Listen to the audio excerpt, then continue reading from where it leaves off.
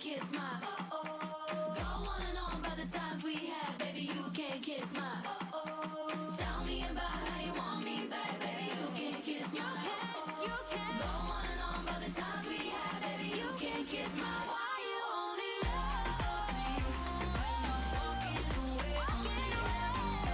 On me, yeah, I don't wanna stay.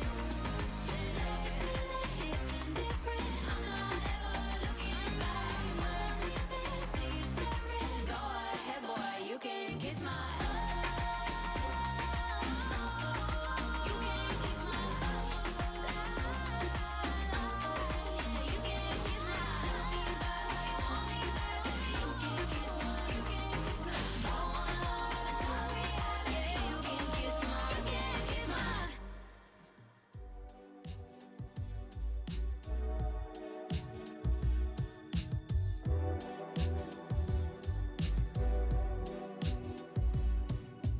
¿Quién lo diría que se podía hacer el amor por telepatía?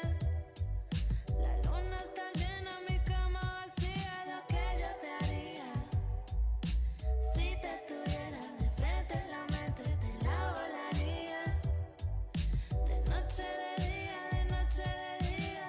You know I'm just a flight away. If you want it, you could take a private plane. A kilómetros estamos conectando y me prendes aunque no me estés tocando. You know I got a lot to say. All these voices in the background of my brain y me dicen todo lo que estás pensando. Me imagino lo que ya estás maquinando. ¿Quién lo diría que se podía hacer el amor por telepatía?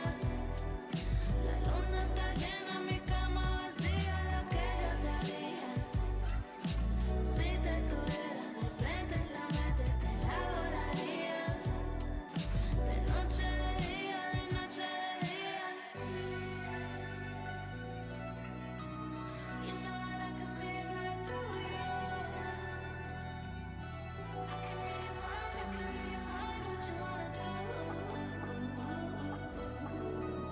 It's written all over your face, times two. 'Cause I can read your mind, I can read your mind. I can hear your thoughts like a melody. Listen while you talk when you're fast asleep. You stay on the phone just to hear me breathe. On repeat. ¿Quién lo diría que se podía hacer el amor por telepatía? La luna está llena, mi cama vacía, lo que yo te haría si te tuviera de frente en la mente, te la volaría de noche, de día, de noche, de día.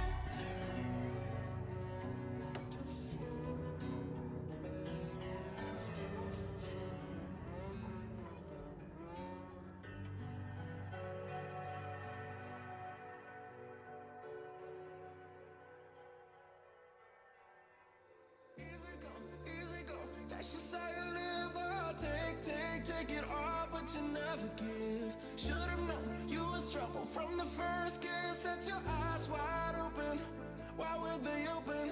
Gave you all I had and you tossed it in the trash. You tossed it in the trash, you did.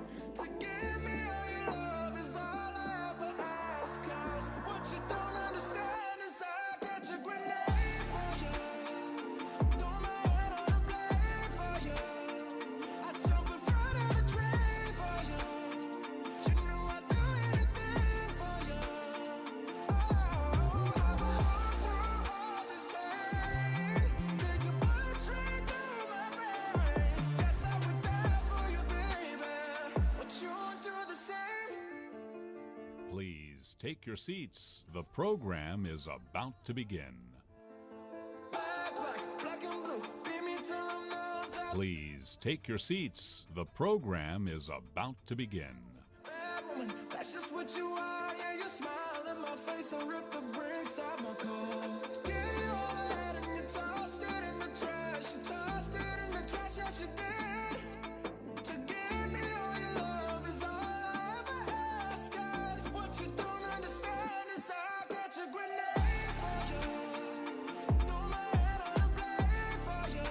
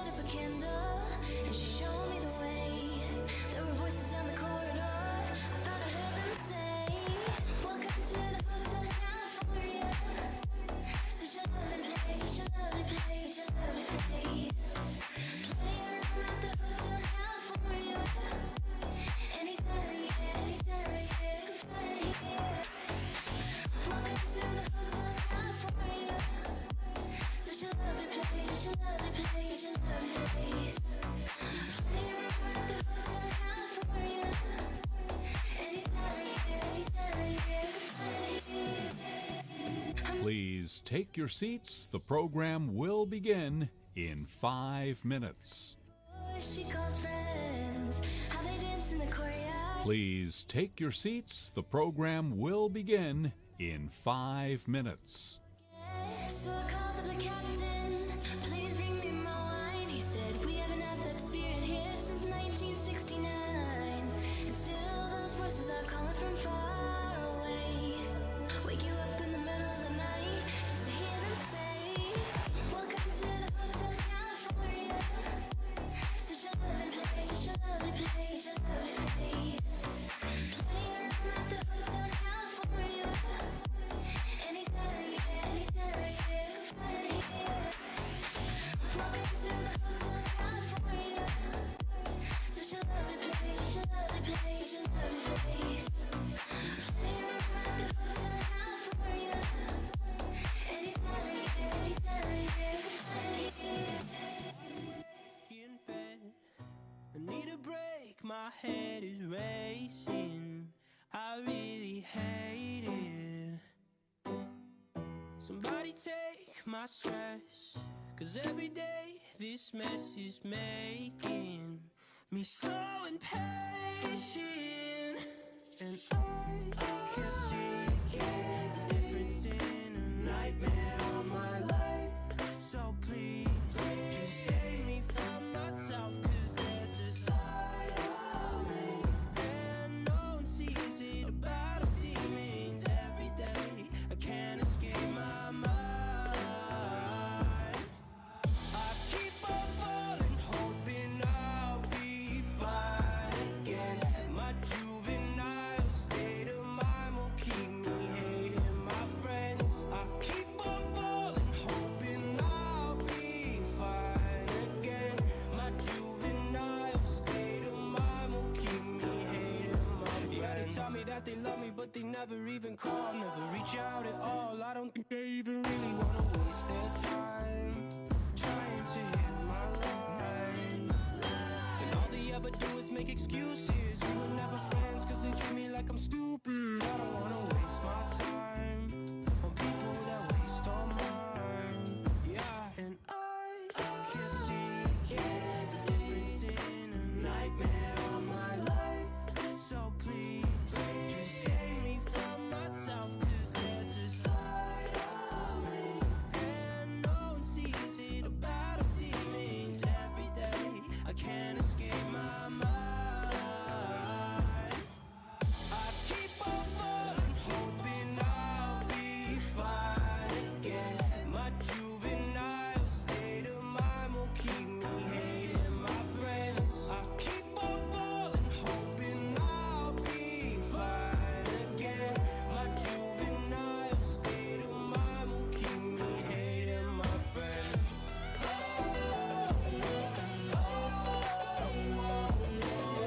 My juvenile state of mind will keep me hating my friends.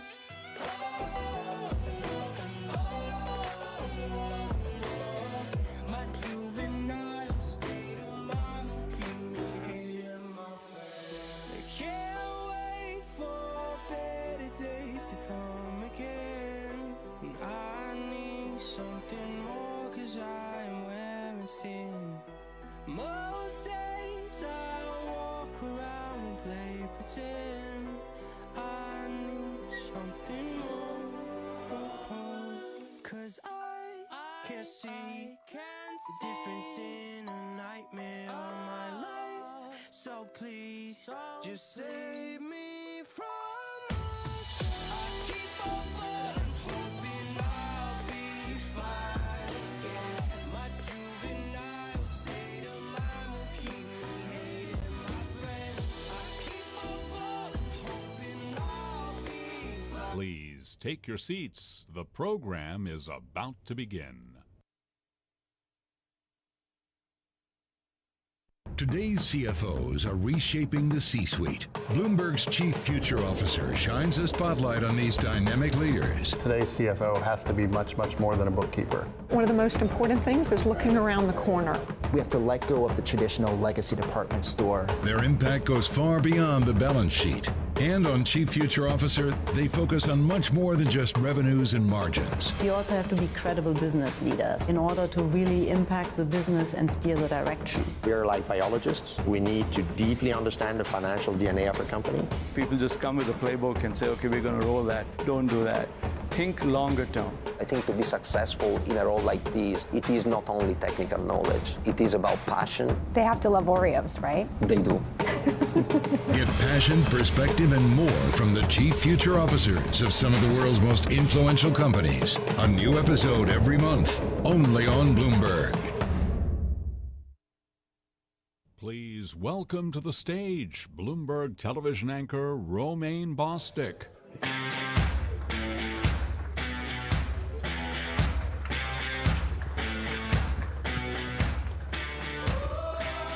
How's everybody doing?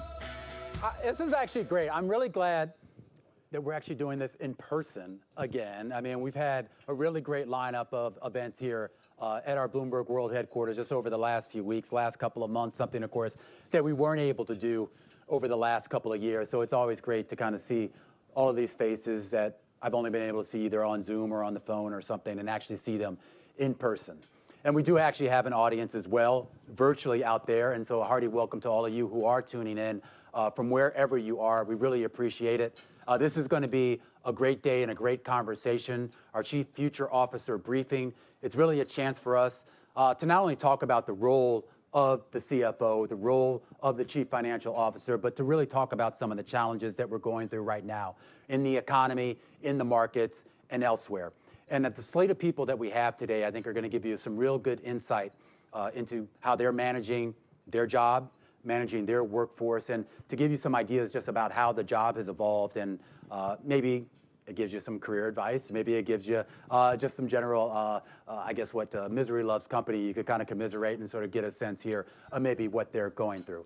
But before we get to the speakers, there are a few things that I just want to hit at real quickly here. And the first is that all of this that we're doing today and is really brought to us by the support that we're getting from Workday. They are a sponsor of this event, and we're really pleased.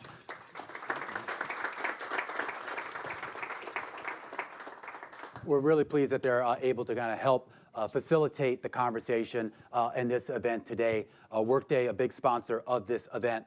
Before we move on to the speakers, though, I do want to point out, especially for all of the folks who are watching virtually at home, if you have any audio issues, visual issues, if you go down to the bottom right-hand corner of your screen, there should be a chat function there where you can ask for support. So if anything freezes up or anything like that, click on that and someone will be there to help you out and hopefully get you back on track as well. I also want to point out, too, that for this particular event, we've actually partnered with Thyssen. It's an audio text platform that is transcribing today's event here. So whether you're here or you're out there virtually, this is really just part of Bloomberg's commitment to making sure that all of our events are accessible to everyone out there. So whether you need it or not, if you just want to check it out, you can just take a look at the link that is in the session description, and you'll get that transcription link.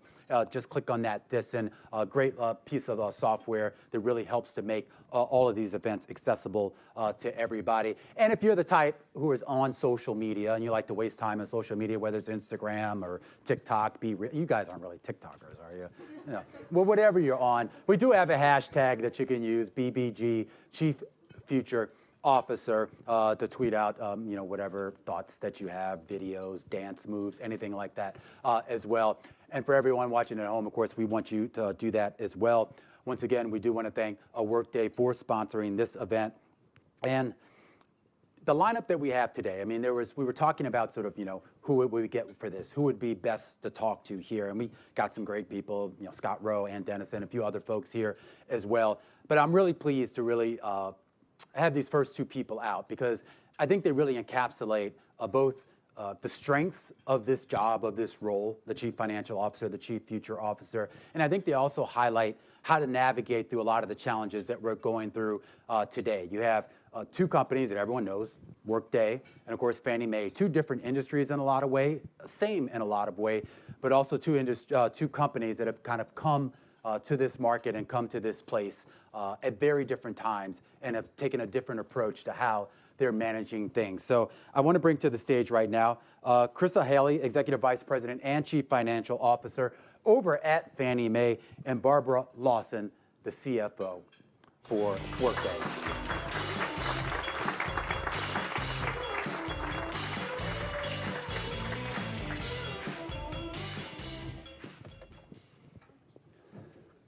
All right, so we know the CFO job overall. I mean, it's a tough job, right? We're all in agreement for that, right? We're in agreement. Okay, it's a tough job. I would think that it has probably gotten a lot tougher, first through the pandemic, and certainly over the last few months as we sort of transition into whatever this economy is trying to transition to, monetary policy, economic policy, and just all of the market volatility. I'll just start with you, Barbara. I mean, how have you adjusted to that? Well, I will say you actually have two pretty new CFOs on stage. Yep. So I just stepped into the CFO role at Workday in February. So I can't compare to the pandemic, but there is no lack of uncertainty today in the economy. So, I mean, really preparing for it is we're dusting off a lot of different scenario models. But I think the biggest thing is how do you stay calm and make sure that the entire organization around you stays calm too. Kristen? Same for us. We're looking at all of our scenario planning, trying to really think about, different ways that the economy could go, and think about what we would do. You know, if you start with a plan, it's never going to be what you think it's going to be, but at least then you have something to, a playbook to start with as you think about how you're going to move forward. How flexible have you been in this situation then? Or have you had to be, more importantly? Yeah, for us right now, the economy is moving quickly, where you're looking at liquidity one day. Interest rates, have gone up faster than, we've seen since before the financial crisis. So, every day is something new, and, we're just, kind of focusing in on what it looks like, and reacting, the best we can. Barbara? Yeah, I think it's really, when we're doing our scenario planning, there's lots of different levers. It's really understanding what are those key drivers, paying attention to those, making sure we kind of understand the different inputs and outputs.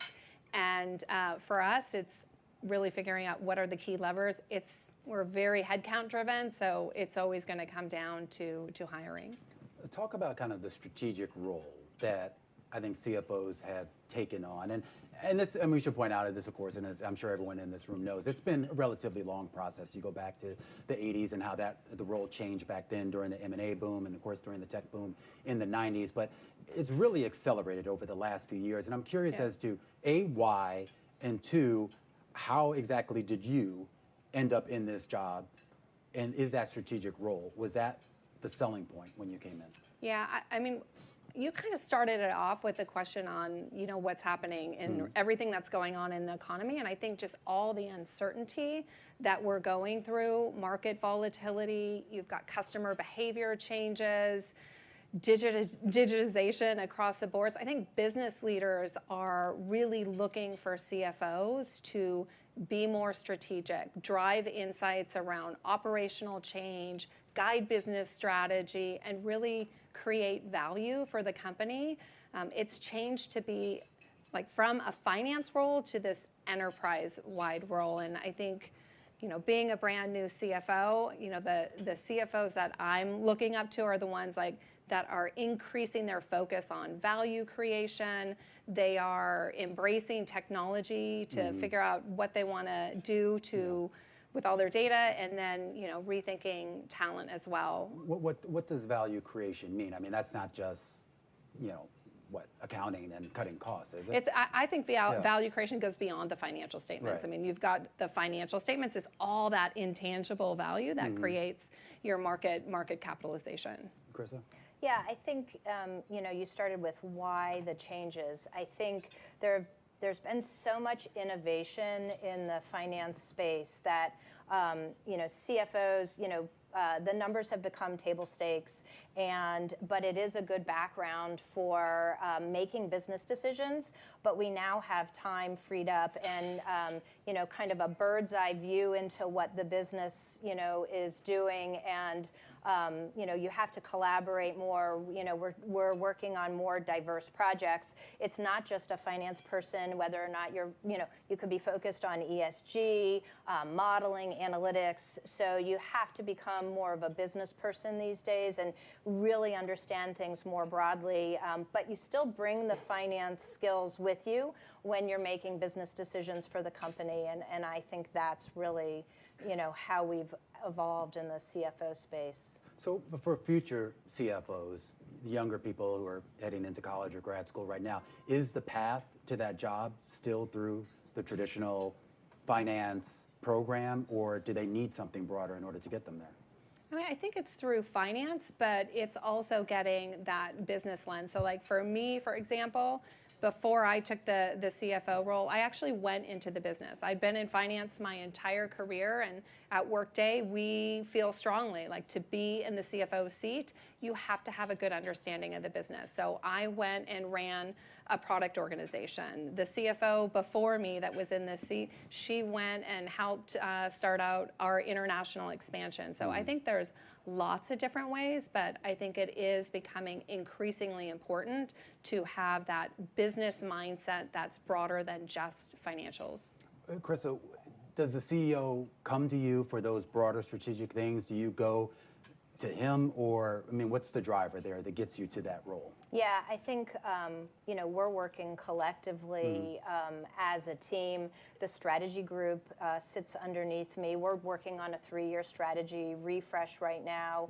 And, we are looking at what's going on in the market as we go through that, understanding what partners, what's happening in the fintech space, thinking about those things. The other thing that I would add, you asked about, the path to CFO. I didn't spend any time specifically in the business, but I spent a lot of time in transformation and a lot of digital transformation. And I do think CFOs in the future really need to have a good understanding of data and analytics. And you can start with a core, but I don't think you have to have a finance degree to become a CFO, but you will have to learn and become conversant in the finance, because it is table stakes. That's the first thing that you're responsible for earnings for the company, and that's something that's core. And that data and analytics focus, is that the same for you, Barbara? Yeah, it absolutely is. I think, digital transformation, it's everywhere. It's across the entire organization. It's not just in finance. And I think it's really important in the CFO seat, not just to have a view of transformation within finance, but how you can partner with IT to drive transformation across the organization. And what do you use that data for, specifically in terms of making decisions? I mean, I know it gives you sort of an overall lay of the land, but how do you sort of parse that out? I mean, you're not just running Excel spreadsheets. This is a lot more complicated than what it used to be. I mean, we use data all the time to make decisions. I mean, we use it to do portfolio planning, how we're thinking about our next investment. It informs how all of our different scenario plans. Is it better to have that run internally, or do you rely on third parties to kind of help out with that? We rely on it, internally. We have our own systems. We've created an intelligent data foundation that actually, within finance, allows us to pull data from operational systems, automate our accounting, at the same time leverage that data to do reporting, analytics, and to inform our planning models too. What about you, Krista? Yeah, I'd say the same, and then I would add to that, that informs pricing, customer segmentation. We're doing a lot of analytics, projecting future credit losses, anticipating what could happen with, the guarantee of our mortgage loans, and that's the business that we're in. We're really, an insurance company, at the heart of everything, and so, we're making really good decisions based on the data and the models that we're using today. You said the strategy team sits under you. Is that becoming more common industry-wide, and not just in your industry, but the broader industries as well? Yeah, I think, that's something that's evolved in the last 5 to 10 years. I think that's much more commonplace for it to sit. And, the CFO is usually the right-hand person of the CEO. And, as I mentioned, you really do have a bird's eye view of the full company. Our old CFO used to call, that position or the finance organization the liver, because everything has to run through, and you really get to see everything. Can't drink too much. No. I mean, no disrespect to Hugh, but then that sounds a lot like being the CEO as well. Well, the CEO, I think, is spending, a lot more time on strategy, and we are informing the CEO with some of the data and the analytics, providing the financial background to support their decision making. I think we're the right-hand person.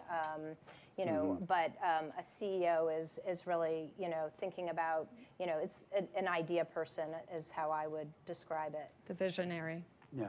How do you manage the people under you, Barbara, in that regard, particularly with that focus on data, that focus on being nimble, being agile, particularly in a volatile world, volatile economy? I mean, I really think it's all about creating the vision of where you're trying to go, enabling people, making sure they have the tools, the technology, and the talent, and then letting them kind of set their path and course. So really just trying to give people enough rope to, go and achieve what their objectives are and meet the vision of the organization. But does your job, though, in that regard, does it become more operational? Does it become a little bit more managerial in that sense? I mean, I think the CFO role is you have a team, and you really, for me, I'm looking to those leaders to really run finance so that I can elevate in the CFO role and really being partnering across the enterprise. So there's a piece of my job where my hat is running the function, but getting the right leaders in place that can really run that day to day so that I can spend more of my time really partnering with the different leaders across the organization and driving the business. And getting help, Krista, having folks on your team, whether they're directly in finance or whether they're on that strategy team, particularly bringing new folks in to the company here. What is the need for that, the demand for that, and the availability for it?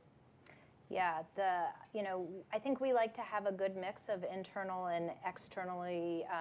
We're hiring from both internal and external folks, and it's having a deep understanding of the business to run strategy, but then the discipline of how to create strategy and think about everything that you need to understand across an industry and with customers and how you go forward. Both of those things are important. We have a new head of strategy that we put in place, in the last year, and this person came from the business side, but really has a deep understanding of how you think about creating strategy and looking out 3 to 5 years. But it's a good mix of people. Barbara, And I was just going to say on the strategy thing, I think the one thing we're really focused on, our strategy does not roll up into finance. We actually have a chief strategy officer that reports to the CEO, but they're creating strategy. And then within my finance team, I've got an FP&A or business finance team that's doing the operational planning, really partnering with the business, but I have a strategic planning function. And the piece that we're really focused on is making sure that we can connect that strategy to our strategic financial plan that then connects and aligns with what we're driving in terms of the operational plans and the business. A lot of times that's all disconnected. We've got folks, I don't know if anyone is nodding or saying yes, but you've got folks doing strategy. We're trying to meet financial goals and milestones, and it's just how do we better align and connect that, and then making sure that that's what we're driving operationally in the business. Easier said than done sometimes, but it's definitely something we're working through, trying to get better at. You started off earlier pointing out that fairly new to the job. Yes. is there anything that you can share that maybe you wish you had known before you took the job that you now know today? Wish These I are the would've hard-hitting known. questions I told you. Yeah, like all the marketing activities we do as CFOs. That's. I wish I would known how much time we spend. No. That's a tough one. Let me think about it. I can chime in. There are probably a lot of things I wish I knew. The first thing I did learn was you shouldn't become the CFO in December, right before year end. That was not wise of me. But there is also, at least in our organization, a lot of administration, and I think that was part of the surprise for me. One of the things I would say is, you're now on a team that, you're not just thinking about your own division or your own organization, but you really need to think as, an owner of, the entire organization. And it's a little bit of a mind shift, not to just think in your silo, but to really, really think broadly. But there's just a lot of governance and administration that we make sure that we're safe and sound and controlled, and it takes a lot of your time on top of all the other demands that are required of a CFO. I would second that, and just it's the stuff that nobody says, hey, great job, right? Yeah. It's the stuff that you don't want anyone to know about because it's just running. I'll answer it in terms of, You're ready to answer now? Yeah, I'm ready to answer it. Can I answer it now? Yeah. At one point in time, we had thought about, me moving into that seat earlier, but it was COVID. We're like, oh, we can't change out the CFO during COVID. And so I wish I would have known we were going into a big macro change. That would have been nice to know ahead of time. Well, let's just talk about that too, because people look at the economy and they see real structural changes going on globally right now, things that aren't transitory, if you will. And I'm curious, as you come up with ideas for how to navigate your company and you propose them to the CEO or the board or whoever here, I mean, what's the message, the broader message that you have to get across? The idea of how to implement these changes and how to make them not just successful, but really to make them lasting for the company in a positive way. And I'll start with you, Carissa. Yeah, I think, you really are, there are a bunch of things, I think, you want to, most CFOs are focused on growth. For us, we're also looking at the core and making sure we're as efficient as possible right now, that we are prepared. We talk about scenarios. Like I said, you're never going to be prepared. There's something unknown that is going to happen. If you can prepare the best that you can, hopefully you won't be too surprised about what's coming up. I think, that's one thing that, we're really, really talking about right now. Yeah, very similar here. I think the only other thing I would add to that is, we took the opportunity to raise debt in March. So looking at capital allocation, making sure, you have a very solid balance sheet. Very happy that we did that in March versus trying to do that right now. We only have a couple minutes left, but I am curious about the idea of the pushback, right? I mean, sort of, I think kind of one of the traditional stereotypes of CFOs is sort of the Dr. No, that basically they're the people that say no to everything. And I know with the sort of strategy roles and the operational roles that has had to, I would think it would have had to shift to the point where it's less about saying no and more about saying what? Maybe. Maybe? Okay. Yes or? Go slow or no. Go slow or no. You're going to go, you're going to slow, or it's a no. It's one of the three. And I think it goes back to data. So like, let's make decisions with data. So data-driven decision-making. I think it's easier to say yes if everyone's done the homework in terms of the data. This may be a dumb question. That obviously makes a lot of sense for a software company. It makes a lot of sense for a finance company. What about companies outside maybe the traditional sphere of what we would think as data-driven companies? Does it work there? I think data powers all businesses. So I don't know give me an example. Oh, give you an example. I don't know. Let's take something like I don't know. Well, okay, I was going to say retail. I mean, there's always going to be but gut then I thought about it, and I decisions. think that's all I think there's always going to be a little bit of gut decisions, but Right. you've got to have some sort But of there data are a lot to of inform it. CEOs and a lot of executives out there that would say, okay, I do it from the gut, and this is what works. And I guess it depends on the size of your company and what industry you're in. But when you have a boss who maybe thinks like that, how do you then steer him or her to a more data-driven approach, if at all, or not? Yeah, I think there's data, but there can be other reasons to go forward with a project. It could be related to reputation or some other angle that you're considering in your strategy. Data it is a great basis or start or foundation for how you make decisions. But then you are thinking about other things as you move forward. You're interested in certain customers or certain segments, or you want to go sideways, and it might be the CEO's intuition what they really want to move forward with, and then it will be up to us to execute. Krista, great to have you here. Barbara, thanks for having us. Great to have you here Thank as you. well. Krista Halley and Barbara Larson.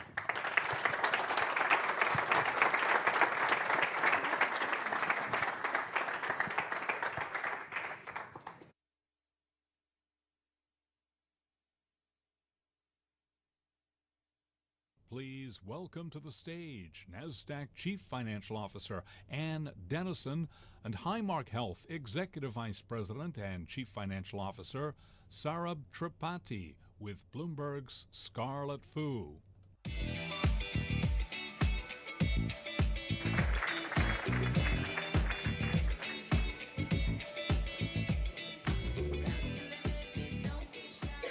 Hi, everyone. I hope you're enjoying dinner so far. Thank you for joining us. Part of being the next generation CFO is to take the lead on next generation ideas and create processes for them like ESG. So I'm thrilled that Saurabh and Ann are here with me today. And our focus is on implementing an ESG strategy, a finance-driven ESG strategy. So I'd like each of you to kind of set us up here. Saurabh, I'm going to start. Actually, you know what? Ann, let me start with you, because we're going to start with the for-profit side. You each lead very different organizations. Obviously, Nasdaq is for-profit. Highmark is not for-profit, and it's a health organization that includes insurers and providers and has a presence in all 50 states. So, Ann, when we looked at the Nasdaq, it started down the ESG road many years ago, but the finance department really took over it about a year and a half ago, and it centers on reporting. Can you walk us through what that looks like right now? Yeah, sure. So about a year and a half, 2 years, a year and a half ago, we started to recognize that we had a lot of people involved in our ESG journey all across the organization, and we asked ourselves, is this the best way for us to think about it and run it? A lot of engaged folks, and so we took a step back, and what we decided to do was not just bring reporting, but to also bring corporate ESG strategy into finance. So we created an organization within finance that is responsible for the strategy and the reporting. And so this organization works with all the different stakeholders across the organization. So whether it's real estate or HR, marketing, you name it. I mean, there's a lot of folks that are involved. We work with them to set our 5-year goals, to measure ourselves along the way, and then also to do all of the reporting that comes along with it. But the most important part of it is setting the strategy and executing. So where do you think you are in this strategy? If you were to liken it to a baseball game, are you in the first inning? Are you in the fourth inning? Yeah, so we've made a ton of progress. I think if you ask me, where we were in terms of our ratings and rankings, we've gone from 5 years ago, we were for the top 3 raters and rankers, we were in the bottom quartile. Now we're in the top 5%. Across all 3 of them. So we've made a ton of progress by implementing our strategy and also by reporting on it, because that's an important element. But that's not the journey. It's not about the ratings and the rankings. It's about, what you want to achieve as a company. So I would say, I don't know, it's hard to say. 3rd inning, we have goals going out to 2050 related to the environment, and we have a journey ahead of us around diversity and what we want the company to look like, but it takes time. It's not something you can move quickly on. Right, it's very much a long-term plan. Saurabh, you told me that the social campaign is at the heart of Highmark's mission. You don't even use the acronym ESG because S&G are just embedded in your culture. How does Highmark try to fulfill its objectives then? That's a great question, Scarlett. Let me first of all start off by saying Highmark Health is about 25 billion blended health organization, not for profit, as you said. And our mission is to drive remarkable health care for all payers and providers in our footprint. And social determinants of health is core of Highmark Health's mission. And what that means is to provide equitable health care to underserved community, to provide health care to people who do not have access to health care. And how do we provide them low-cost care, quality access at the time they need it and where they need it. So that's the mission of Highmark Health. And like you said, it's so ingrained in Highmark's mission and core values that we don't really recognize ESG as an initiator. It's part of second nature of Highmark Health. It's just what you do. That's right. So then can you give us a sense of how much costs tied to ESG or social determinants have gone up over the last couple of years? Because obviously COVID was a moment where your needs and what you offer were put to the test. Absolutely. COVID was really a test for us, like you said, for any healthcare organization in the country. And for us, we spent almost $1.4 billion in different events in COVID. Vaccination events, we did 60 mass vaccination clinics. We vaccinated more than 400,000 individuals across our footprint.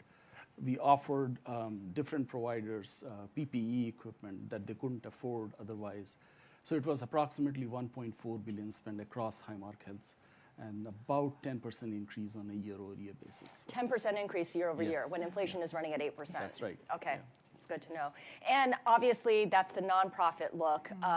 From a for-profit perspective, from where you sit as the listing venue for 3,700 companies across different industries, I wonder how much any one company's shareholder base influences its ESG strategy. Does it? Yeah, I'm not sure that one shareholder base is influencing an ESG journey. I think for our companies, in our listed companies, it's really about access to capital. And when you think about, there's a lot of money that sits in passive funds that are linked to ESG metrics, and then there's a lot of investors that are more so in Europe, where 60, almost 70% of investors in Europe have some sort of requirement on the ESG side to screen, to even invest in you. And then in the U.S. that's less, but it's about opening up access to a bigger investor base. And thinking about what's possible as opposed to the existing investor base. There may be some specific instance of it but I think it's more about the bigger picture, longer story. I ask because a long-term ESG strategy is always going to be secondary for a company that needs to serve its shareholders, that needs to deliver on its annual, quarterly targets, especially in an environment like this one that's only getting more challenging.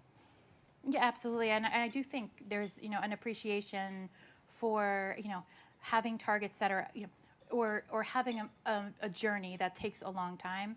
Investors do appreciate that. I mean, if you look at some of the science-based target goals, right? Those goals are, like I said before, they're out to 2030, 2050, and so it's not about having achieved them. It's about having them and working towards them, and that's appreciated by the investment community. Setting them out as benchmarks to reach for. Yeah, exactly. Sarab, you worked at GE, so you understand the for-profit world well. And you were telling me that the main challenge for nonprofits is lack of speed and lack of discipline. Can you explain what you mean by that? Sure, absolutely.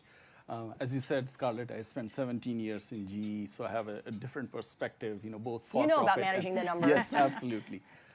In a for-profit world, we obviously had shareholder pressure. We had the investment community that had defined certain goals and metrics for General Electric, and we were obviously cognizant to those.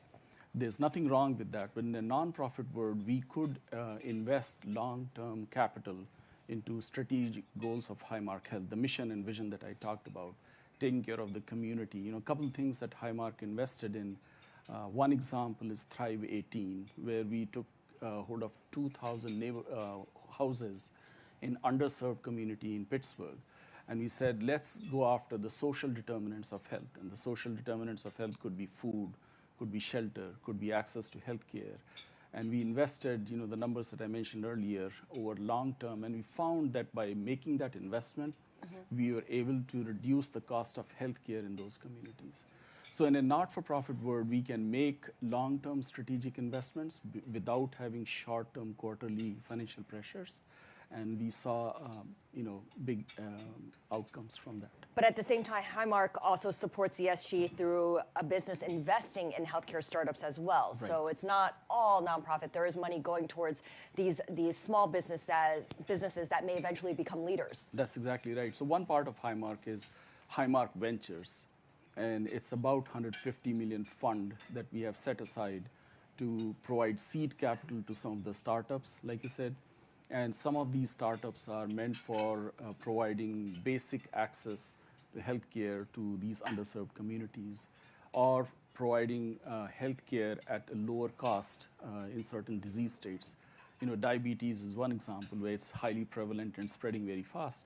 Some of the companies are working on how do we provide preventive care so people don't even get diabetes in later stage. And Highmark has invested in these companies so that we can advance that mission. So that's the advantage of having that not-for-profit view of providing access to healthcare.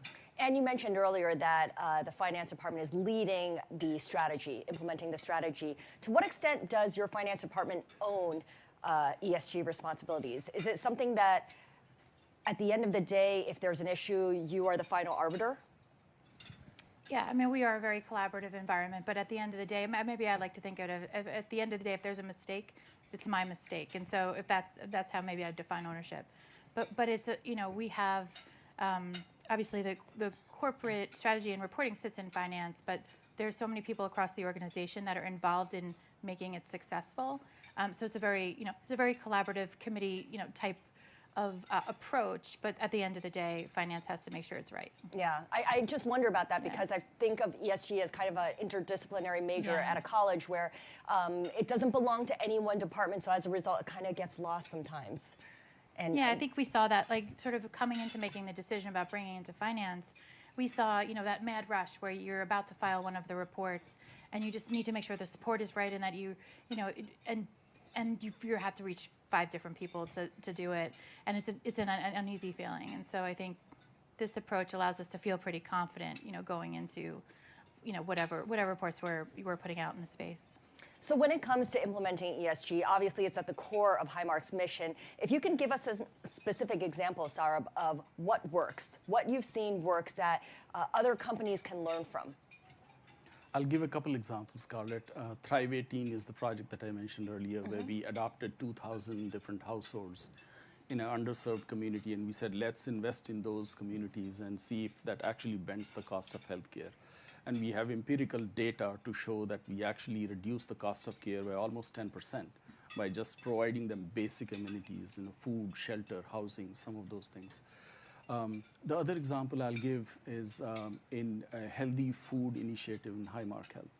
We found that some of the underserved communities do not have access to healthy food, and therefore they were subject to different lifestyle diseases, diabetes that I mentioned.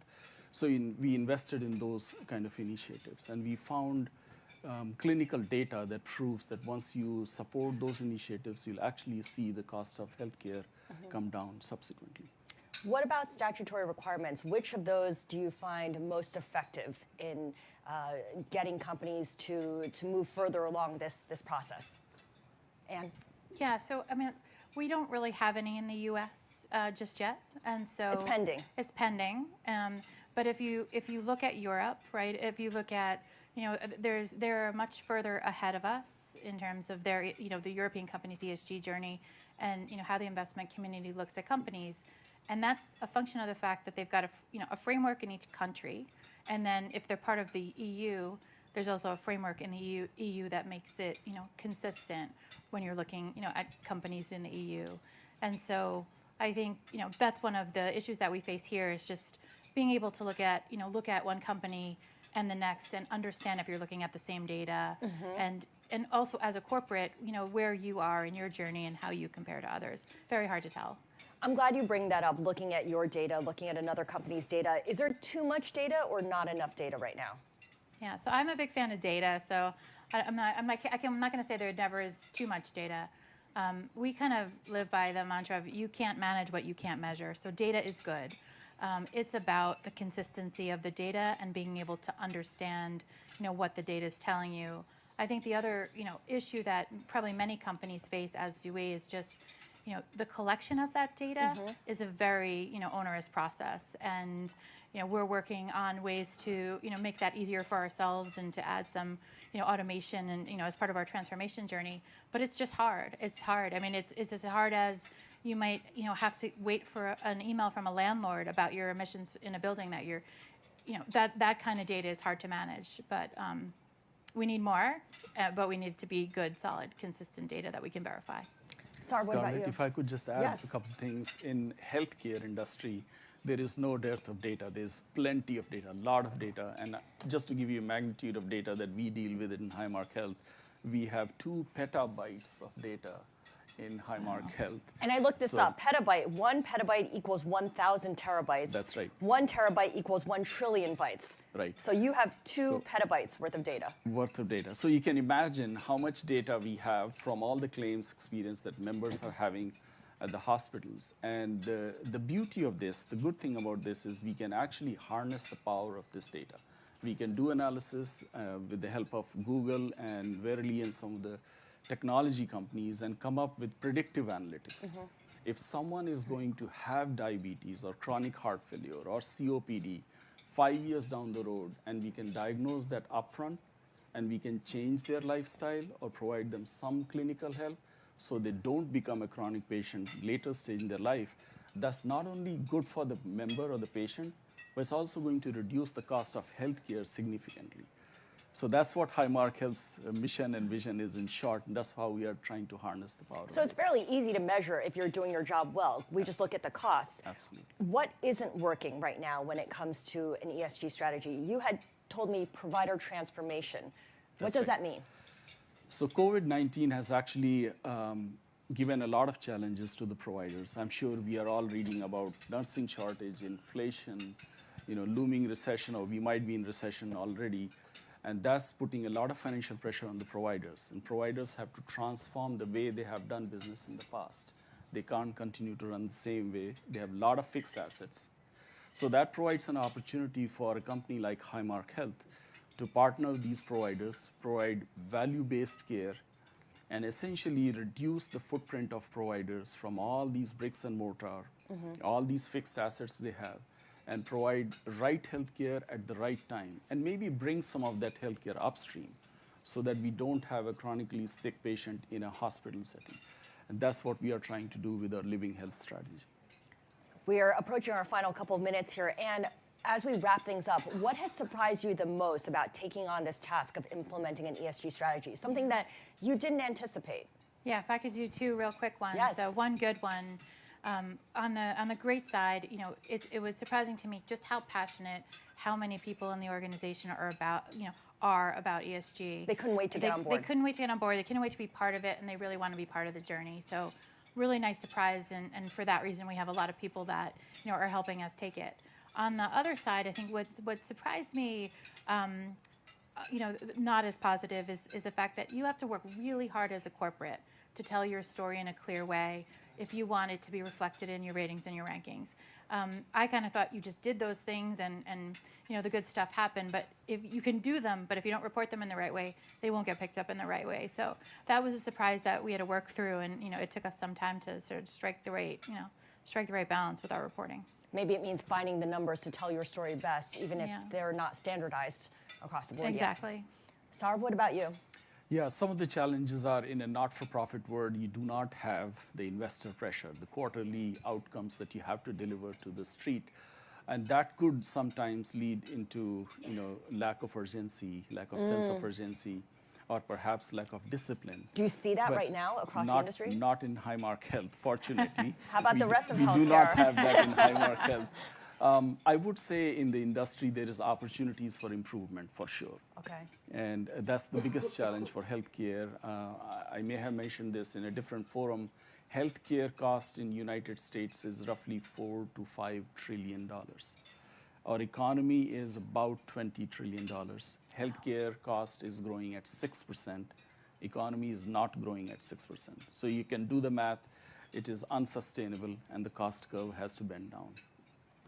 And hopefully ESG will be a path towards getting there. Absolutely. Although it may take time. Yes. All right, thank you so much. We've been speaking with Saurabh Tripathi of Highmark Health and Ann Dennison of the Nasdaq.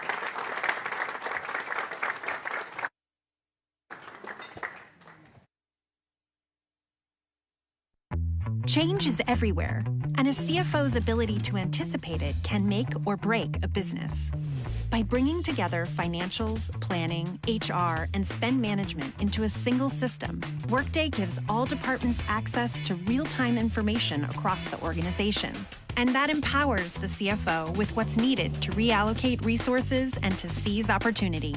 Workday, the finance, HR, planning, and spend management system for a changing world. Please welcome to the stage MIT Sloan Initiative on the Digital Economy, Research Fellow Michael Schrage with Bloomberg's Shonali Basak.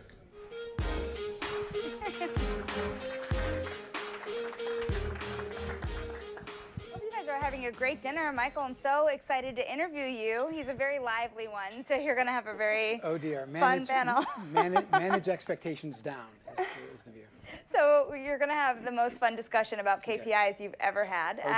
And so, but all jokes aside, so you work at MIT Sloan as a research fellow. You did this study with Google before the pandemic. Right. You interviewed around 3,200, so more than 3,000 executives, and they said, a fourth of them said that KPIs didn't really align with any of their strategic objectives. That's correct. So that was before the pandemic. Right. How did that play out after? I don't think it's gotten much better. I do exec ed and advisory work, and one of the classes I do is KPIs. And it's very, very interesting to see how certain emphases on KPIs has shifted over time. Clearly, some of the retail organizations, which used to be concerned about, sales per square foot, everything shifted to direct to consumer. Who do we partner with for delivery at home? So there was a greater focus on what the P, performance, means during the pandemic and the transition experience. The problem was, and I thought it was a fairly significant problem, is that it was reactive. It was, how do we adjust to these constraints? And one of the reasons why Google asked us to do this research, and why actually I got Google to fund it in this particular way, is because everybody understood pre-pandemic that digital transformation was going to change the way you would instrument your partners, your employees, your channels, your customers, your clients. And so KPIs were going to become a mashup. And just to tie into what we heard in the first session, KPIs were going to have new data streams and work streams so that legacy KPIs were not going to be as valuable. You needed new data and a new genre of KPIs. And I think one of the most important things that the pandemic the pandemic imposed upon people was a recognition that the pre-pandemic metrics we had aren't good enough for the future. The pre-pandemic data and IT systems we had weren't good enough for the future. And so the trick and the challenge is, how do we make KPIs not just an end-of-pipe metric, but an organizing principle for business processes? So, and that's interesting to me. And I should also say that we will open this up for everyone to ask questions. If you guys have questions, we'll take a couple at the very end. We do have an expert in digital economy as well as data here, which is what my next question is really about. Does this all go to say that companies are collecting all the wrong data? I don't want to say that companies are collecting the wrong data. The issue is, I'll say a slightly provocative thing. If it's now quasi post-pandemic, if your organization is not collecting and processing 10x, an order of magnitude more data now than you did pre-pandemic, you're doing something wrong. The question is, how do you get greater value from 1 or 2 orders of magnitude more data? What kind of analytics do you run to get greater value, greater ROD, return on data? How do you make the mind shift, the organizational shift, and the cultural shift that was alluded to earlier, where it's not just return on assets. If data is an asset, what's your return on data? How do you know? One of the exercises we do in the class is we ask people to ask their direct reports, whether they be CFOs or CMOs, what are your most valuable data sets? Why? How do you know? How would you make them more valuable? Would it be another layer of analytics? Would it be access to new data? Would it be mashing it up with another data set? And unsurprisingly, you know, the top 10% always come with great answers. The real challenge is the median, the average organizations, it's culturally and operationally hard for them to think of data as an asset. They do something that I beg them not to do, which is they put IT in charge of data because it's data processing, you know. So what finance gets access to is the metadata and the data governance that, to a large extent, IT is responsible for. And that tends not to be a recipe for success. Well, you've done an interview in the past on how this is causing tensions in the C-suite. Yes. And so is that kind of what you're talking about here, one side not talking to the other, or one side being in charge of data that the other side needs? So we heard GE referenced earlier. They had a great, you know, one of the ways you rose up in the old GE was through the audit track. I see a number of organizations that do the whole data science thing. They have a data science excellence, and they report to the ExCo. I really do wonder if in the next 3 to 5 years, CFOs aren't just going to have quote unquote auditors, but their own kinds of data scientists to audit the data quality, the data lineage, and the models that different aspects of the business use to report results and to justify the investments that they're asking for. You take a KPI like customer lifetime value, CLV. Who should own that? Is it marketing? Is it sales? Is it marketing, sales, and customer success? Or should finance own CLV? Should finance be at the head of the table, primus inter pares in that regard? I have no clue, but it goes right back to the way you asked the question, which is these are the arguments I have the single quote pleasure to eavesdrop on.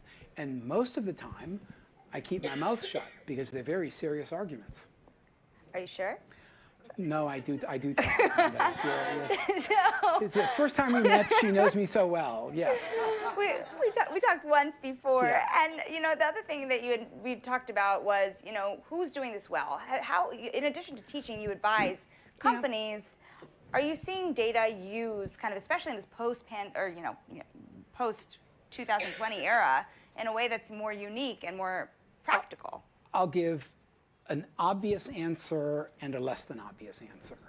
I mean, I've done work with Amazon pre-pandemic, and they have a strong culture of metrics. You know, the Jeff Bezos line, has your customer had a good day today? You know, well, what does that mean? What does that mean in 2022? What should it mean in 2025? How do you know? You know, they really take metrics seriously. Some could almost say too seriously. And one of the snaps in the tail an organization like Amazon does is, you know, most legacy organizations are concerned about what? Return on assets. So they have an inside-out approach to KPIs and key performance. Amazon is more of an outside-in, you know, what's the customer experience? Let's design things around the customer experience. And that leads to a different flavor and different emphasis on KPI. The unusual data analytic one that I would wager most of the people in this room indulge in at least a couple of times a week, and that's Starbucks. You know, the Starbucks app, that deep brew, which supports the supply chain, the way, when one of the people we interviewed was Kevin Johnson, who not irrelevantly came from Microsoft and Juniper, so he certainly understood the data and analytics and infrastructure side of it. They really took the notion of loyalty, promotion, data-driven, digital-driven customer experience, user experience seriously. How do you connect that to the store? How do you manage, again, the conflict everybody gets to see here, mobile orders and people actually show up? You know, these turn out to be non-trivial operational issues for the organization. And they instrument the baristas, they instrument the machines, they take not just data quality serious, but the analytic layer upon that seriously, and how do you aggregate that? You know, and so the pandemic definitely was a huge driver for them. And for those of us who live in urban cities, in urban areas, what we're seeing is what? The physical footprint of many of the Starbucks declining, and they become more of a pickup place or a drop-in place. But the whole Howard Schultz notion of the third place, where you set up your laptop and you do work all day, that's going to probably change. What enables that? The redefinition of what the purchase and consumption and loyalty experience should be. So that's an example of a more nimble organization. Yes.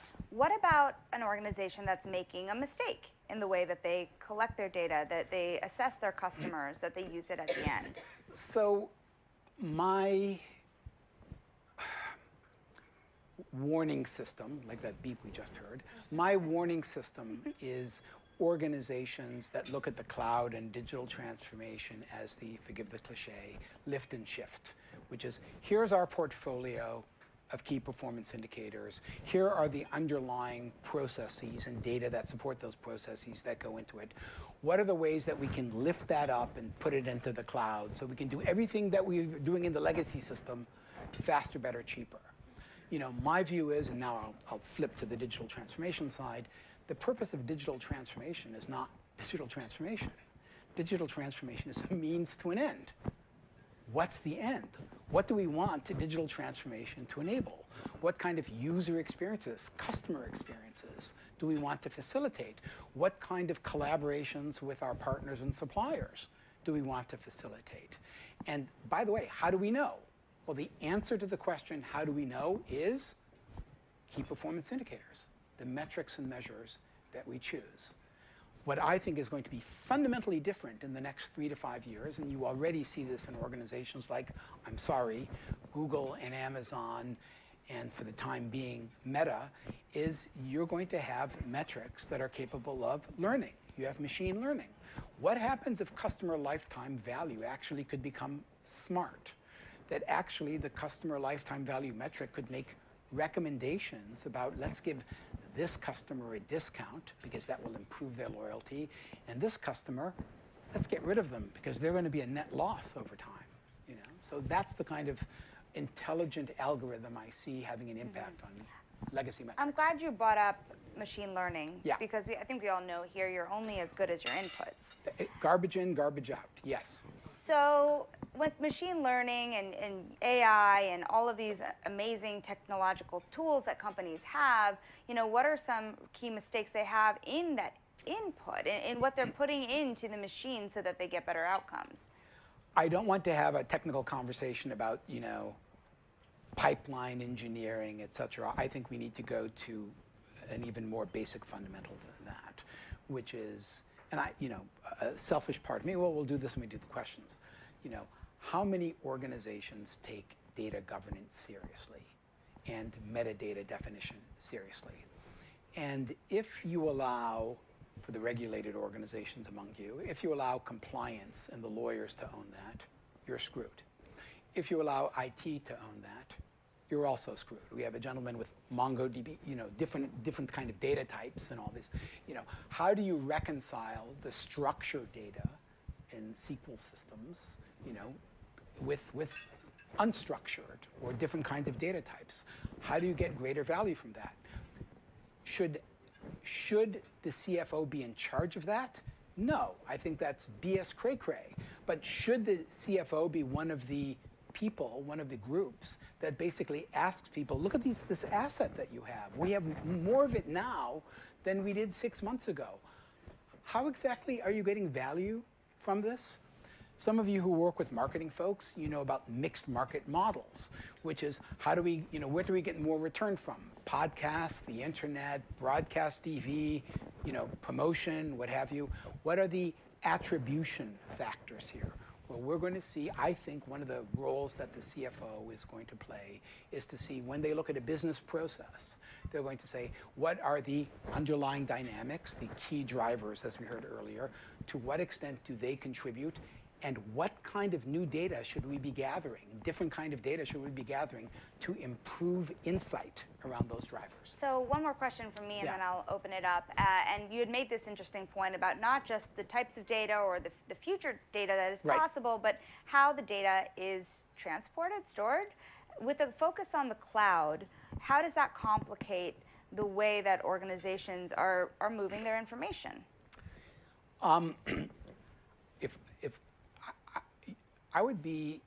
People would throw their food at me if I start talking about data meshes. But that's one of the ways that it's going to go. But for those of you who are Netflix and Hulu subscribers who are furious with how things stutter, organizations that invest and double down in, forgive me, data warehouses, data marts, data lakes, where you want certain kinds of ways you gather and collate data, time and cadence, latencies don't matter so much. You're going to be structuring and managing things differently. But if you're doing streaming data like Netflix and Hulu, or if you're doing algol trading, high-frequency trading in Chicago or New York or elsewhere, you need to have a data architecture that supports that. Now, is that also the role of a CFO? No. But if the CFO is not riding herd on how these very expensive and very mission-critical investments, the use cases that you want those things to support, not the technical requirements or the SLAs, the service level agreements, but how do these use cases contribute value to the business while complying with the law and ESG and other metrics that you're using? I think that's an opportunity missed. So I would bet that certainly with the elite organizations I get exposed to, that's where the CFOs and their staff are going to. Do you have any questions for Mike? Hi, when you think of the digital economy, what gets you inspired about digital assets? The vulgar glib answer is not NFTs. The serious answer is I look at stuff in the open source / inner source domain like GPT-3, the natural language program, GitHub Copilot, DALL-E with prompts for by the way, all stuff that you can pretty much now access and begin to play with. So it's the opportunity of creating low-cost, high-impact ways of exploring how you express yourself or how your team does imagery, does language, explores the future, digital twins, etc. So the whole notion of simulating and creating the phrase we discussed in the green room, optionality, that the optionality, really insightful optionality is becoming a marginal cost rather than a variable cost. And I think that's exciting. A follow-up if I can. What do you think of cross-border digital asset regulation? Do you think that here in the United Kingdom or here in New York we should have different rules and regulations for digital assets? So the honest weasel answer I can give you is that MIT doesn't have a law school for a reason. Go to Harvard for that one. I think we had a question back here also. Yes, regarding these positive statements regarding data, which is very interesting, will this be part of a redefinition of performance going forward, or has nothing to do with new jargon regarding performance? Oh no, you're at risk of sounding sycophantic. That's the exact right question, and that's why it's a topic of academic research. How does changing the quantity and quality of data change the, now I'll use the $94 word, the ontology of performance, okay, the semantics of performance? It's going to fundamentally change. Going forward, when the Fed Federal Reserve pivots to quantitative easing or expectations of quantitative easing in the future, will this new definition of performance have anything to do with what sectors will be in favor going forward when this easing takes place? I'm not a macro guy. I'm a university district. I'm a freshwater economist, not my. But do I believe that we are seeing more and more trading models based on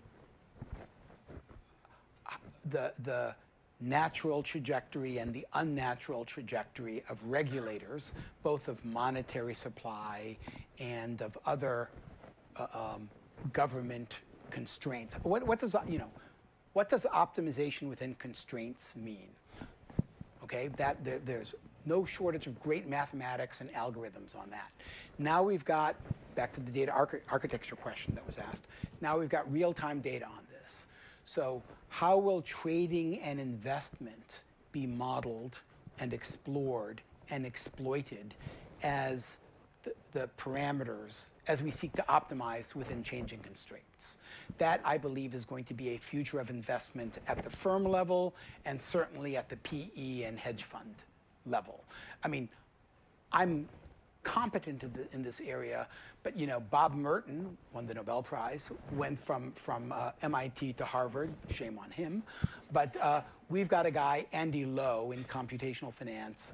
There's very good literature, very good work on this. Eric Brynjolfsson, the guy who was one of my colleagues at MIT, is now doing work in this kind of area at Stanford. So there are much better people and very good resource on dealing with exactly the way you've chosen to frame that question. That is a hot topic.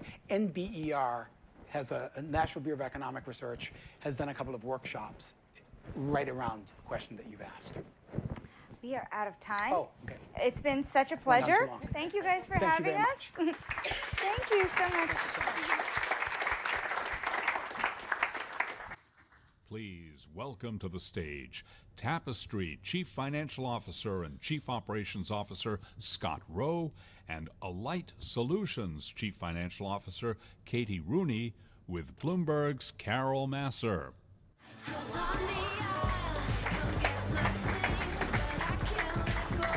Hi, everybody. Good evening, everybody.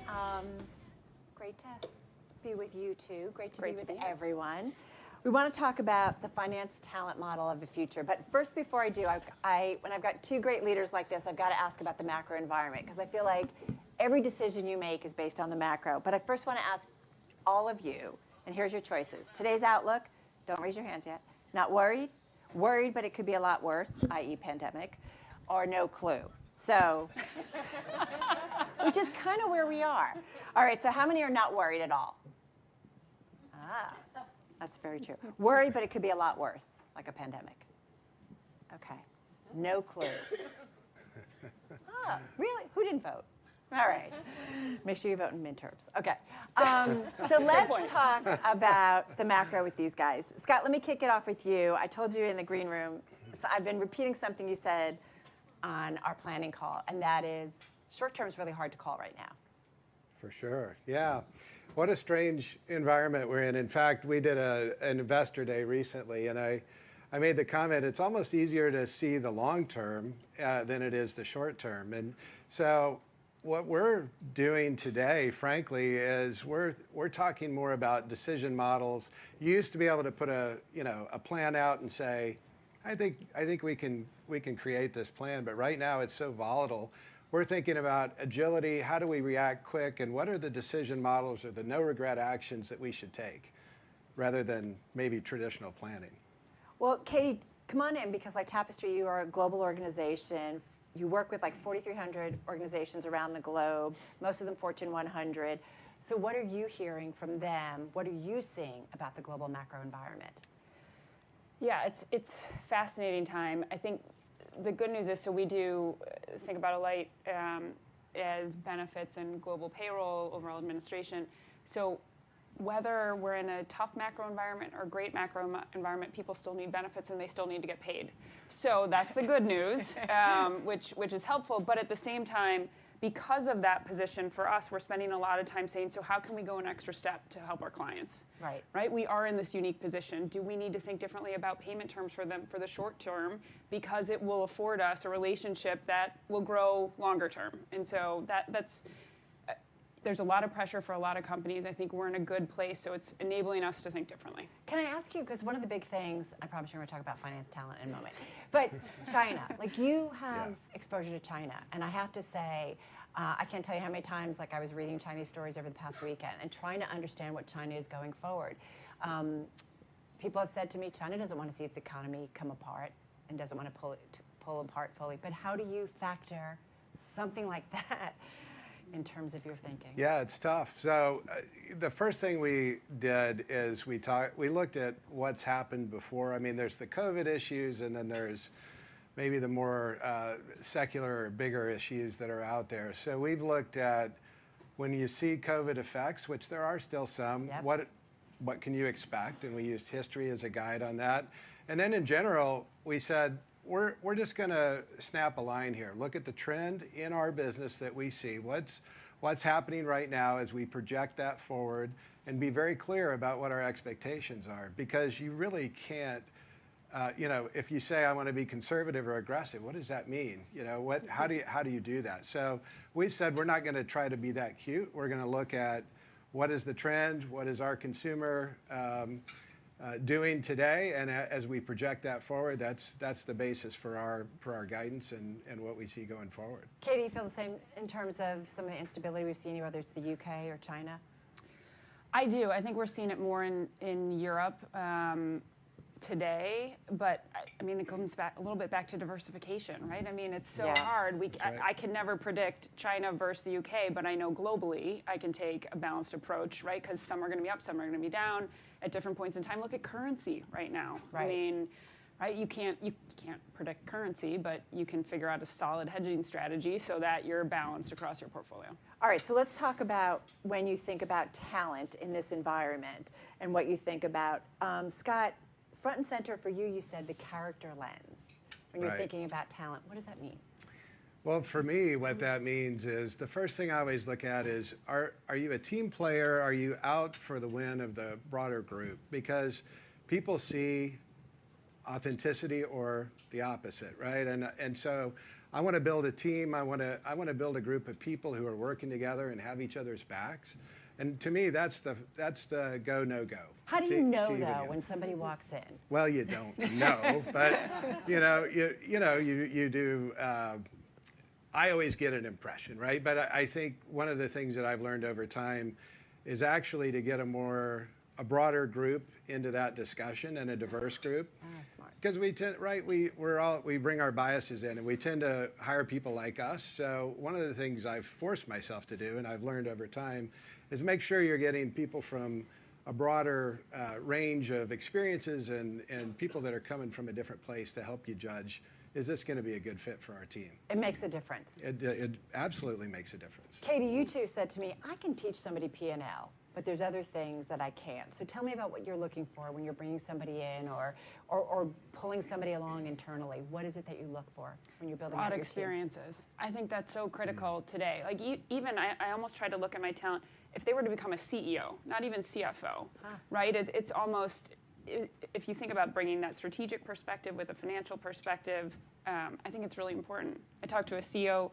I was helping her find a CFO, and she said, should I focus on industry or finance experience? I said, that's like an impossible question, right? It depends on where you are at that point in time for your organization, and you've got to complement yourself with those skill sets that you might not be as good at.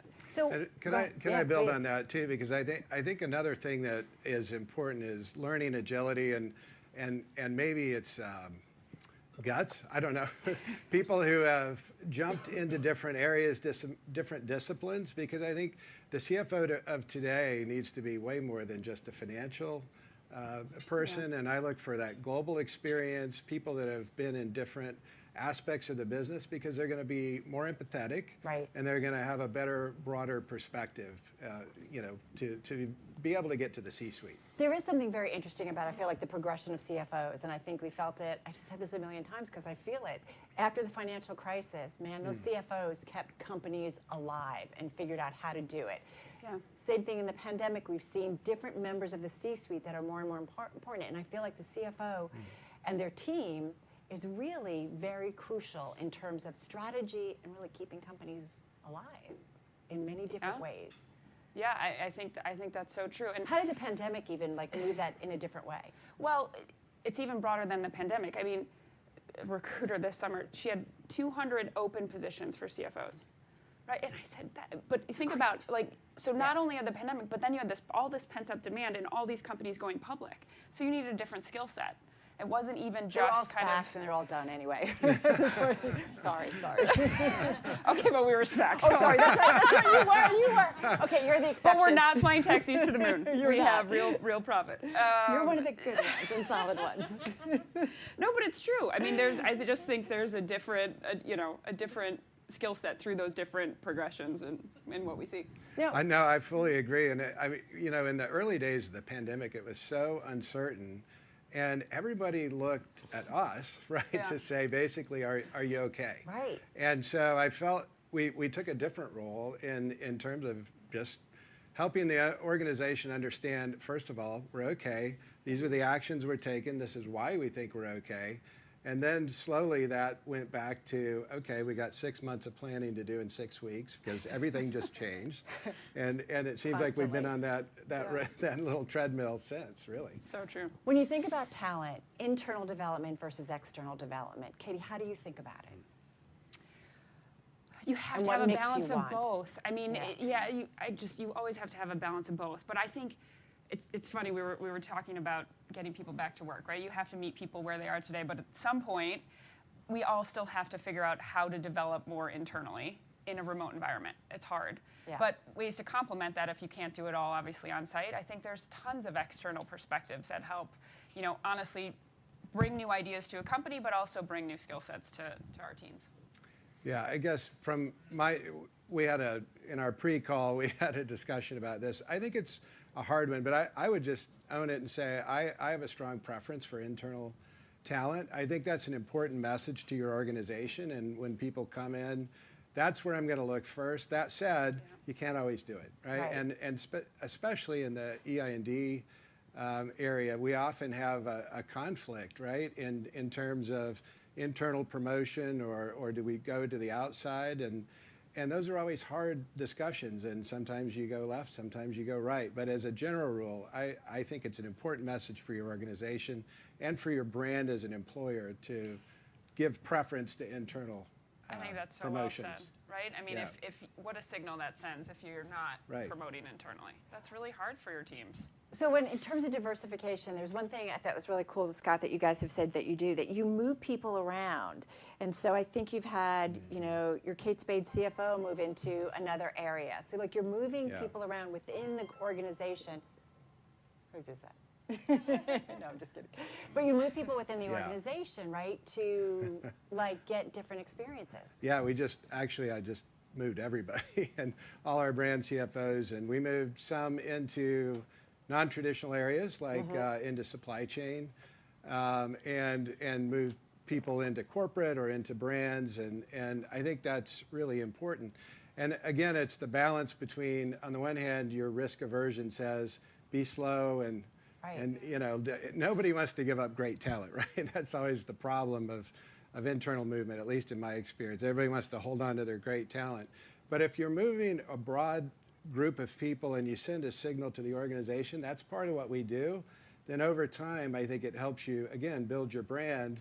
We're a place where we're going to shepherd talent. We're going to give you new experiences. The other side of this is I always have the conversations that I hope your job is going to be with us, but it might not be. So what's your aspiration? I'll help you get there. I'm going to give you the experiences that are going to help you get there. I really hope it's with us, but it might not be. And that's okay for our brand too. When we prepare somebody to go out and be a public company CFO, that's great for us. That helps us. Katie, what about in terms of thinking about moving people around globally or bringing, different divisions? How does that help you guys? Do you think about that? Absolutely. I think it's so critical.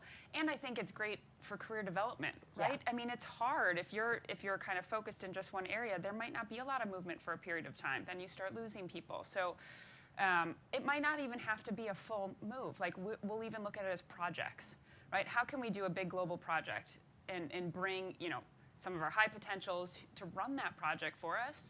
And so they get extra visibility, they get, I think, more development. I think we can, you can come at it that way as well. Can I ask you about the younger generation? Because I think it's easier once you've got some people that have been there for a while, right? They see kind of a trajectory. But connecting with the younger population, we were talking about this on our call and even before. How's that going? Start? You want to start? Well, I guess I'll start. I think it's going okay, with the except. What I would say is, what I've learned is there's a very different expectation and a very different motivation, generationally, right? We were joking. We all like to be in the office, right? Probably many in this room do. They value their autonomy and the ability to, have more agency over their work and the ability to control things. And if I'm honest with you, we struggle a bit with finding the balance generationally between that. I think we're probably like many of you. We're trying hybrid solutions. I wouldn't say we've got it figured out. I think we have an okay answer. Yeah. I think the only thing I'd add, we see it with a number of our people, the importance of mission, right? Mission-driven companies, and how important, like we even did a survey, that was more important than pay. And I think that's great for all of us. I mean, so I think we have to learn mutually from each other. And I think that'll make us stronger. But you're right. I mean, we said, let's just come in one day a week. We realized, well, if it was one day, that they spent the whole day just talking to each other, right, and catching up. So we moved to 1 week a quarter, closing the quarter, get cross-functional collaboration. We'll even fly people in so that by day 2, we're at least productive. But it's worked better because you can plan for it. So we're just trying new strategies. So they're all together for a week? Yeah. And they love it. Right? They love being together. So I don't think we're done evolving, honestly. Yeah. I think we're still figuring this out. And, we're talking about, should we reconfigure our offices? My personal opinion is, to what? We 2 years ago, we would have done this. Now we're here. What's 2 years from now going to be, right? So true. It does feel like we're just not quite sure. We're not on the other side of the pandemic totally. We're in a much better place. But whether it's hybrid or mixed or in the office, open space, we just don't know yet. But I think that's why it goes back to all the discussions you've had before us, right? Agility, technology, right? We have to build for that environment so we're ready for wherever it goes. All right, so bring in technology. All of you, both of you, so many, right? We all use data for everything. It makes us smarter, it makes us more efficient, hopefully. Lets us connect better with our customers. So what's that great mix, Katie, between, you guys use a lot, right, in terms of what you're doing. What's the right mix between people and technology? Again, I think it's dependent on where the stage of your company. And even, so for us, right, as I take a light, we've said, we are a services and software company. If someone has a complex medical issue, they're going to want to talk to someone. It should never be fully automated. Right. I mean, it's the same in finance. If we should automate as much of the day-to-day as we can and leverage technology to bring insights, but we're always going to need people with all these scenario planning we're doing to be business partners, right? To help them make day-to-day decisions in those trade-offs. So I think it's hard to say there's some magical percentage, but you've got to find the best of both. Yeah, I completely agree. I guess what we honestly battle with is the technology. We're a data-rich organization. We're a retailer. We have amazing amounts of machine learning, AI, and we use it, I think, pretty effectively. But on the same token, you got to watch out because it can be a shiny object that you chase. And one of the conversations that I always feel is my role from when I put the CFO hat on is, somebody said it earlier, I liked it, what's the payback on the data? Because I hadn't thought of it that way, but that's the right thing. But I always think of it, what's the outcome you're trying to drive? And and is it there? Because, for example, we'll automate a lot of things with the idea of taking work out, and a lot of times it doesn't. Right. And so you got to stop and say, wait a minute. To what end? Yeah, to what end are we doing this? So I do think there's a balance where that's the human side, your common sense and our demand that we see return on these investments, because it's expensive to do this stuff. What I wanted to ask you in terms of leadership, and I know we've got a few minutes left here, what leadership strategies do you have to build out the finance talent model that you need? So as you think about leaders, Katie. Sorry, I can go to Scott. No, that's fine. I mean, where do I start? Empathy, patience, and I keep coming back to broad experiences. It's like being a good parent. A little bit. I mean, but the experiences to know the questions to ask. That's why I come back to is such a key skill set. The more you've been through, I think the more you know how to navigate the next event, right? And surround yourself with phenomenal people, right? My background's not necessarily traditional. I came out of investment banking. So I have, my controller is incredible, right? Because that's not my skill set. So I just think knowing your strengths, knowing where you need to surround yourself with people to make you better, and being a good listener. Scott. I love the word empathy that you used, Katie, because I think when I think about developing our talent, as I said before, getting different experiences and walking in the shoes of other people just makes you a better solver. Because let's be honest, the financial people usually are the problem solvers and the navigators who get things done. So I encourage, and I think people's willingness to step out to do different things, I think is one of the most important things. My last question is, when you think about your team, your employees, your members of your team, what do you hope is one thing that they say about you as a leader? Scott. That I partnered with them to help them become their best self. I think if we do it right, I often say we're not going to remember the quarter, we're not going to remember the year, or even the bonus, but you do remember the people you influenced, and I would like to think that I'm helping people grow personally and professionally, and that is what I'd like to see my legacy be. Katie. I'm not sure I can top that. That was really good. You can. Yeah, You could say. I'm with you. You can say ditto. Katie and Scott, thank you so much. Really appreciate it. Thank you, everybody. Thank you. Thank you.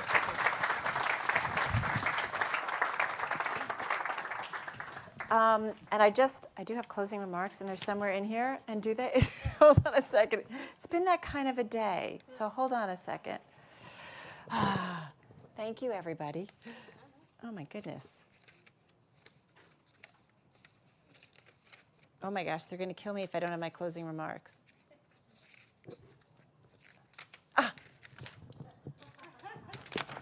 Okay. First of all, thank you, everybody. We love doing this with members of the business community, different companies. We love having these kind of conversations. So I'm just going to put that out first of all.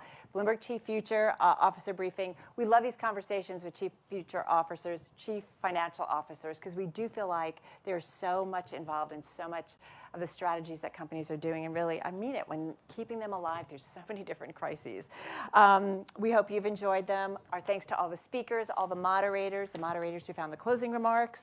We have incredible sponsors that help us do this. So our thanks to our sponsor, Workday, for making these conversations possible. And we have, if you want to find out, yes, Workday.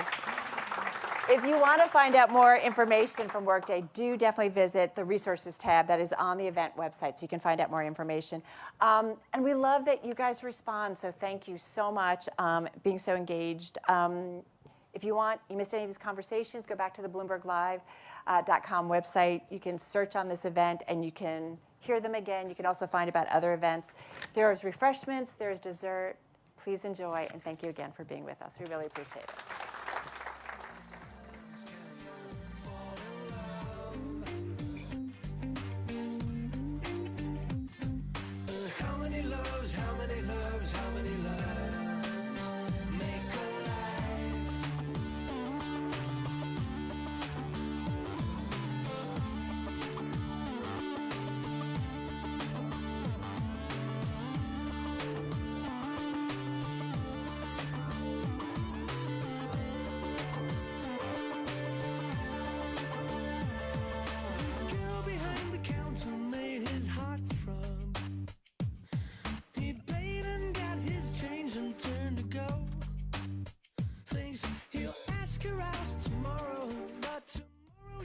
be gone.